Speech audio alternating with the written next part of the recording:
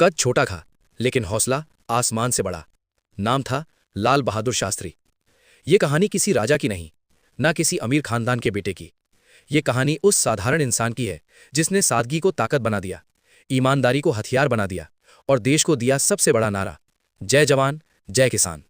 2 अक्टूबर 1904 उत्तर प्रदेश के मुगल सराय में एक साधारण परिवार में जन्म हुआ लाल बहादुर का।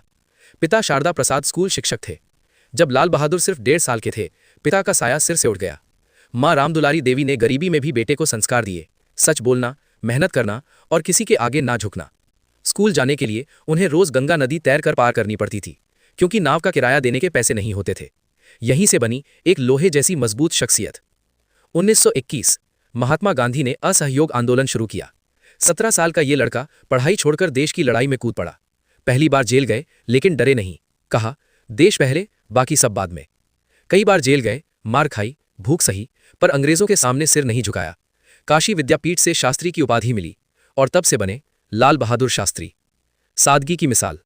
आज के नेता करोड़ों के घर में रहते हैं, लेकिन शास्त्री जी प्रधानमंत्री बनकर भी सरकारी घर में सिर्फ 2 कमरे। न नौकरों की फौज, न दिखावा, न घमंड। एक बार बेटों में कार मांगी तो बोले, कार लेंगे, लेकिन सरकारी पैसों से नहीं, अपनी तनख्वाह के लोन से। यही था उनका चरित्र। प्रधानमंत्री का दौर। 1964 में नेहरू जी के बाद देश की जिम्मेदारी आई शास्त्री जी पर।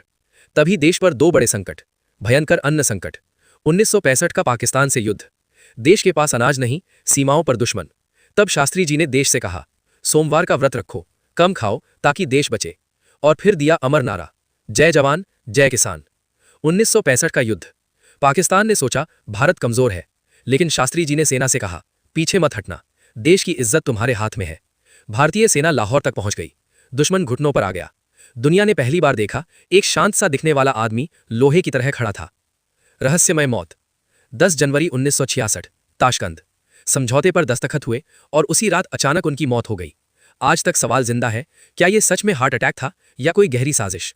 लेकिन सच ये है, देश ने अपना सबसे ईमानदार नेता खो दिया। न महल बनाया, न पैसा जोड़ा, बस देश बनाया। आज भी उनका जीवन सिखाता है, ईमानदारी छोटी नहीं होती और सादगी कमजोरी नहीं होती। शरीर छोटा हो सकता है, लेकिन इरादे बड़े हों तो आदमी इतिहास बना देता है। नाम था लाल बहादुर शास्त्री।